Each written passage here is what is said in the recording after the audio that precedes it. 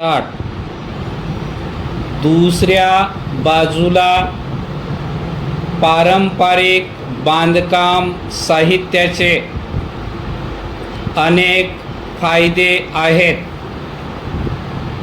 ते साहित्य स्वस्त आहे, ते सहज उपलब्ध असून त्याच्या निर्मितीसाठी फारशा भांडवलाची गरज नसते. पारंपरिक बांधकाम साहित्याच्या बांधलेल्या घरांचा उत्पन्नातील वाढीबरोबर पाहिजे तितका विस्तार करणे शक्य असते. शिवाय अशी घरे स्वतःच्या आवडी निवडीनुसार बांधली जाऊ शकतात.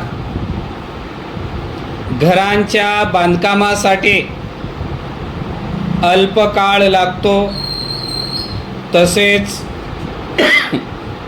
भांडवल देखील कमी लागते. वारंवार भूकंप होणाऱ्या प्रदेशात मातीची घरे मोठ्या प्रमाणावर आढळतात, परंतु अशा घरामुळे मानव व वित्तहानी होऊ नये म्हणून अलीकडे भूकंपाला तोंड देणाऱ्या बांधकाम तंत्राचा वापर अचूक करूनच मातीची घरे बांधली जात आहेत. परिच्छेद.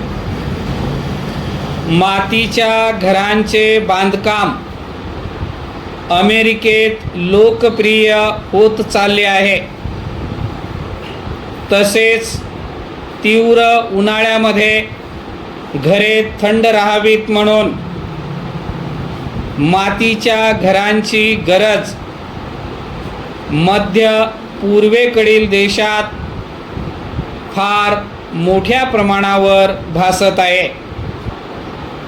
कारण कुवेत सारख्या देशात विजेच्या स्थापित क्षमतेपैकी 66% वीज क्षमता केवळ उन्हाळ्यात घरे थंड ठेवणाऱ्या एअर कंडिशनरसाठी वापरली जाते. खरे म्हणजे मातीच्या घरांची गरज ती एकमेव पर्याय असल्यामुळे भासते. परिच्छेद. तथापि आजच्या आधुनिक जगात मातीच्या घरांचा प्रसार होणे अनेक कारणामुळे शक्य होत नाही. एकतर वास्तुशिल्प शास्त्राच्या अभ्यासात पारंपरिक बांधकाम साहित्याला स्थान देण्यात आलेले नाही, तर शिकविणे दूरच राहिले. दुसरे म्हणजे मातीच्या घरांना कोण अनुमती देणार आहे.